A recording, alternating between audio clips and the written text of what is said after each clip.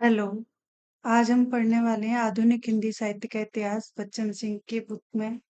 जो यूनिट 6 है उसमें उसके लिए बच्चन सिंह ने क्या कहा है।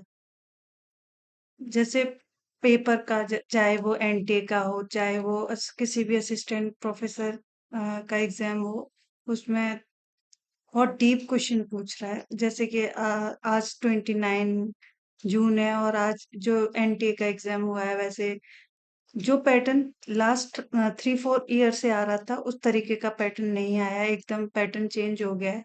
तो इस बदलते हुए पैटर्न को देखते हुए मुझे नहीं लगता कि आप किसी गाइड से पढ़ के या किसी एक बुक से पढ़ के एग्जाम क्लियर कर सकते हो। उसके लिए आपको अलग अलग बुक्स पढ़नी पड़ेंगी इतिहास की। जो साहित्य का इतिहास है, तिवारी, क्योंकि अब तो शुक्ल को जैसे बिल्कुल ही अभी हरियाणा ने जो एग्जाम लिया था शुक्ल की बुक से नए क्वेश्चन पूछा था। हालांकि पिछले कुछ एनटीए का पैटर्न था, शुक्ल से काफी पूछता था। अब रामचंद्र तिवारी से, बच्चन सिंह से, रामस्वरूप चतुर्वेदी सबसे पूछता है। तो हमें सारी बुक्स का अध्ययन करना पड़ेगा। और आपको फिर भी आप किसी भी यूट्यूब चैनल से पढ़ते हैं, लेकिन फिर भी मेरी एक बार ये राय है कि खुद से एक बार उन बुक्स को पढ़ें और फिर आप उन बुक्स को पढ़ के थोड़ी समझ विकसित होगी। उसके बाद कोई भी चैनल देखते हैं आपको बेहतर समझ आएगा। जैसे यू अभी मैं उपन्यास वाला सेक्शन पढ़ाऊंगी, यूनिट 6 है जो। लेकिन मैं भी क्या हूँ कि मैं भी, अगर आपने पहले से एक बार पढ़ा है फिर आप पढ़ोगे तो आपको और ज्यादा अच्छे से समझ आएगा। तो आज हम चलते हैं आज की क्लास की तरफ। मैं पीडीएफ लगा लेती हूँ।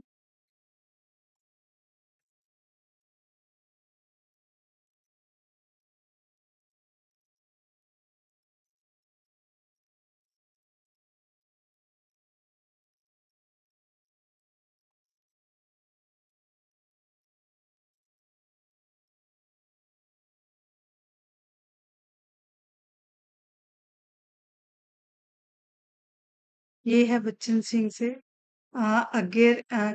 जो अज्ञे का उपन्यास है, शेखर एक जीवनी। क्योंकि हम 10-12 उपन्यास एक क्लास में नहीं पढ़ सकते, तो हम अलग अलग उपन्यास पढ़ेंगे। तो और उसको सेक्शंस में बांट के पढ़ेंगे। तो आज का जो सेक्शन है उसमें हमने दो उपन्यासों को कवर किया है, शेखर एक जीवनी और एक और उपन्यास। तो हम शेखर एक जीवनी को देखते हैं बच्चन सिंह से। शेखर एक जीवनी के बारे में बच्चन सिंह ने क्या क्या लिखा है। ये प्रकाशित होता है 1940-44। हम ये जानते हैं कि जो ये उपन्यास है वो 40 या 44 में प्रकाशित होता है। लेकिन बच्चन सिंह ने के शेखर एक जीवनी 41 भी किताब में दे रखा है, जो कि गलत है। और क्योंकि बच्चन सिंह की जो अ, तिथियां हैं, बच्चन सिंह ने जो भी तिथियां दी हैं उस वो इतनी ऑथेंटिक नहीं है। अगर हम इसको क्लेम करते हैं या फिर, तो ये ऑथेंटिक नहीं मानी जाती है। अगर जो छायावाद तक, तो वो शुक्ल की बुक किताब को ही हम या एनटीए वगैरह जिसको भी आप क्लेम करोगे वो उसे ऑथेंटिक मानते हैं। और छायावाद के बाद रामचंद्र तिवारी हुई, रामस्वरूप चतुर्वेदी हुए, उन सबको वो ऑथेंटिक मानते हैं। तो बच्चन सिंह की जो डेट्स हैं उस पे नहीं जाना। बाकी जो इनका आलोचनात्मक नजरिया है वो अच्छा है, और पूछ पूछ भी रहा है आप पेपर। अज्ञे के शेखर एक जीवनी में मूलतः समस्या व्यक्ति स्वतंत्रता की ही उठाई गई है। क्रांतिकारी जैनेन्द्र की सुनीता में भी है और अज्ञे के शेखर में भी। दोनों ही एक रास्ता को तोड़ने के लिए प्रेम का एडवेंचर लेते हैं। तो इसमें एक तरीके से बोला गया है कि व्यक्तिवादी उपन्यास है शेखर।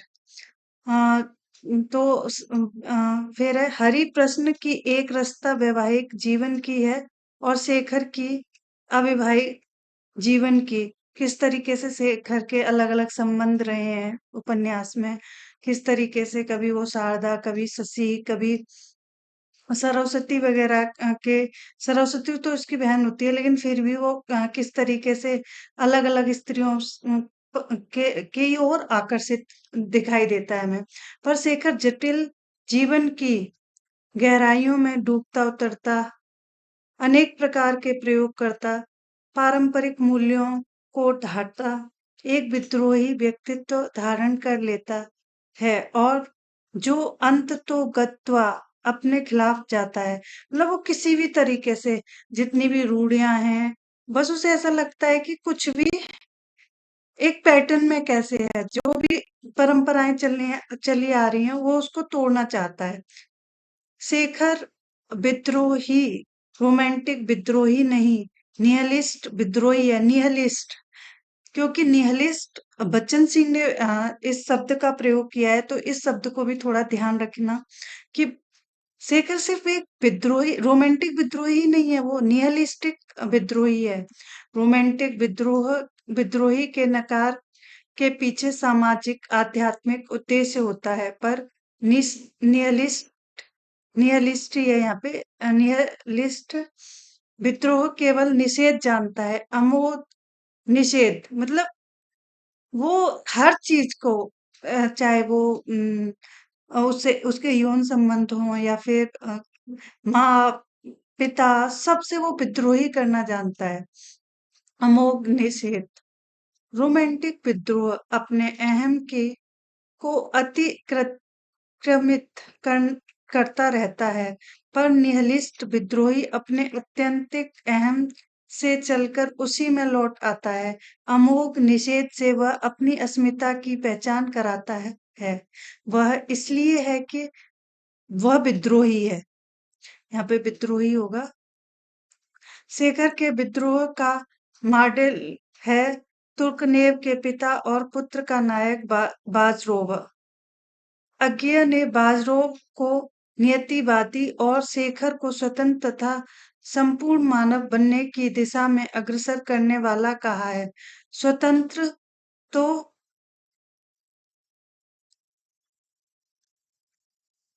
वह चरम कोटि का है, किंतु मानव तो वह आधा अधूरा भी है। मतलब वो हर तरीके से निषेध करा है, लेकिन फिर भी वो आधा अधूरा है, ऐसा पूरा मानव नहीं बन। समस्या हमारी ये है कि हम लोग बस जो हमारी परंपरा है या जो रूढ़ियां हैं, हम उसे तोड़ना तो चाह रहे हैं, लेकिन हम नया क्या कर सकते हैं, क्या नया बना सकते हैं, वो हमने अभी तक डिसाइड नहीं किया कि हम चाहते क्या है। तो फिर समझ ही नहीं आ रहा होता कि चलो ठीक है, हम मान लेते हैं रूढ़ियों का हमें विरोध करना है। क्या हमें पता है कि हमें करना क्या है? तो उस तरीके से आज सिर्फ सेकर ही नहीं, और पूरा समाज लगभग इसी, जो हमारी जनरेशन है वो पूरी इसी जद्दोजहद में है कि हमें रूढ़ियां तो तोड़नी है, लेकिन हमें ये नहीं पता कि हमें आगे करना क्या है उनको तोड़ के। हमने सोचा है कि नई रूढ़ियां क्या होंगी, या नई जो हमने परंपराएं वो क्या होंगी। हमने ऐसा कुछ निर्धारित नहीं किया। तो इसलिए एक समय पे आके हमें इंसान आधा अधूरा ही लगता है। तो बाजरोव कला, संस्कृति, धर्म के परंपरागत मूल्यों को नकारता है। नकार उसका भी अमोघ है, किंतु यह नकार एक अस्थायी दृष्टिकोण है, ना कि शेखर की तरह चिंतन फलसफा। एक जगह वह कहता है, फिलहाल नकार सर्वाधिक उपयोगी है। हाँ, कि हम हर मूल्य को, हर उसको, परंपरावादी चीजों को नकारना जान रहे हैं कि बस जो भी है, अच्छा है बुरा है। कई बार हम ये भी नहीं देख रहे कि उसमें परंपराओं में भी क्या अच्छा है क्या नहीं अच्छा, बस हमें नकारना है। बाजरेवा इतिहास की एक विशेष परिस्थिति में यह फैसला लेता है, शेखर किंतु शेखर इतिहास को अस्वीकार करता है। वह एतादृशतः मात्र का विरोधी है। विद्रोही व्यक्ति कर्ण के कवच कुंडल की तरह विद्रोह को लेकर पैदा होता है। परिस्थितियां उसे नहीं बनाती, विद्रोह अनंत है, नित्य है। इसके तीन अस्त्र हैं, प्रेम, बौद्धिक घृणा और घोरतम यातना। भाई साहब, तीन अस्त्र, विद्रोह के तीन अस्त्र हैं, प्रेम और आपकी बौद्धिक घृणा। आप पढ़ लिख गए हैं तो आपको चीजें समझने आने लगी हैं, किस तरीके से आप अपने ही उसमें अपने ही दिमाग में फंसे हुए हो और उसी की फिर आपको क्या-क्या यातनाएं, हम कितने ज्यादा हमें मानसिक प्रॉब्लम रहती हैं आजकल। वह कहता है मैं अपने पहले बीते हुए असंख्य युगों का निचोड़ हूँ। नृ जाति के उच्चतम आदर्शों का केंद्रीभूत पुंज भी मैं ही हूँ और मैं नया हूँ, अपूर्ण हूँ। जाहिर है, इसके पीछे नीत्शे का अतिमानव सुपरमैन बोल रहा है, पर नीत्शे का अतिमानव सर्वदा मूल्यच्युत नहीं है। चूंकि परिस्थितियों से उसका सरोकार नहीं है, इसलिए वह अपने अपूर्ण को अपूर्ण और नया सिद्ध करने के लिए विद्रोह करता है। इतनी कहानी पढ़ने की जरूरत नहीं है।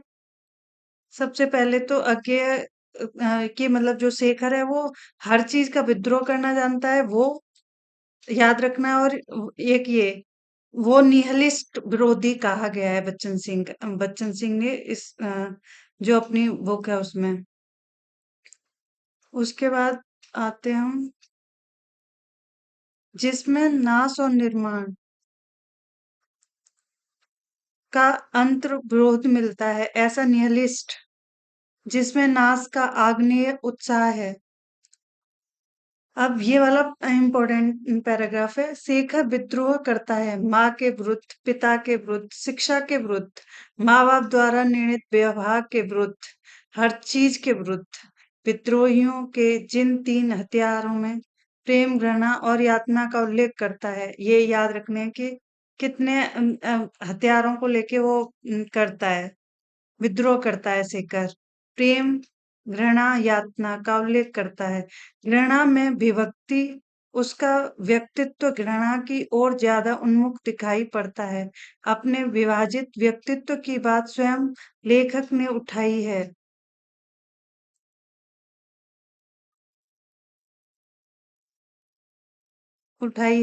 ये सब आप चाहो तो पढ़ लेना, लेकिन अब आगे है प्रेम का सगता तो वह है, लेकिन दाता नहीं है वो। प्रेम तो सबसे चाहता है कि मुझे सब प्रेम करें, जितनी भी उसकी जिंदगी में जितनी भी आई हैं लड़कियां, वो सबसे चाहता है कि वो उसे प्यार करें, लेकिन वो खुद करे ना करे ये एक अलग बात है। वो दे नहीं सकता प्यार, लेकिन वो लेना जानता है, इसलिए जिम्मेदार नहीं है।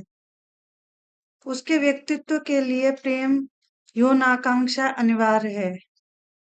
प्रेम चाहे किशोर का हो अथवा आंद्रेजीत के किशोर का, वह अपने प्रेमास्पद स्पर्ध को निचोड़ लेना चाहता है, सिर्फ अपने लिए।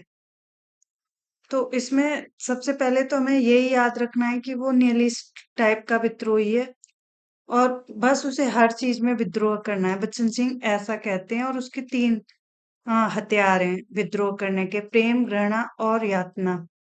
ये नियरलिस्ट शब्द याद रखना है, ये कभी भी कहीं भी एग्जाम में आपसे पूछा जा सकता है।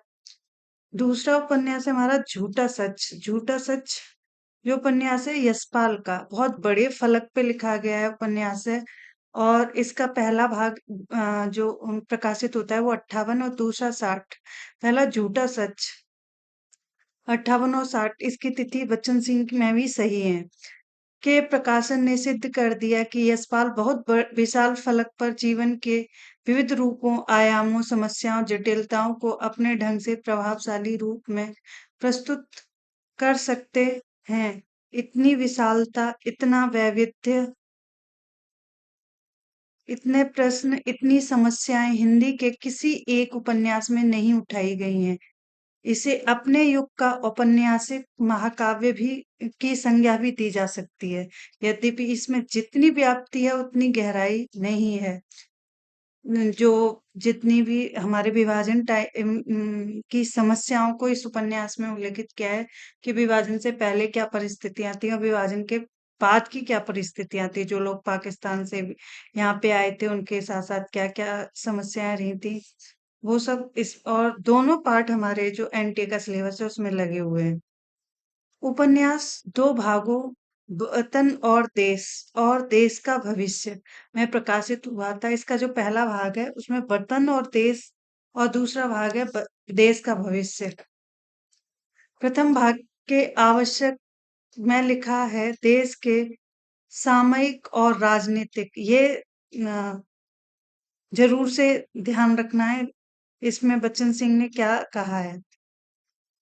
राजनीतिक वातावरण को यथासंभव ऐतिहासिक यथार्थ के रूप में चित्रित करने का प्रयास किया गया है।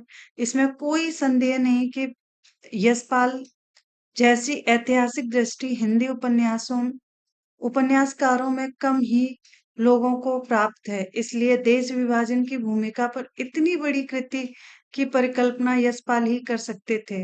विभाजन के बाद देश के लाखों अपराध आदमियों को तलवार के घाट उतार दिया गया, लाखों लोग गृहविहीन हो गए। ये सब उपन्यास में देखा ही होगा आप लोगों ने, अगर उपन्यास पढ़ा होगा। उपन्यास तो पढ़ने ही पढ़ने हैं, जितने भी टैक्स एनटेक सिलेबस में लगे हैं वो तो आपको पढ़ने ही पढ़ने हैं। उसके साथ साथ आलोचनात्मक पुस्तकें भी आपको अब पढ़नी ही पड़ेंगी।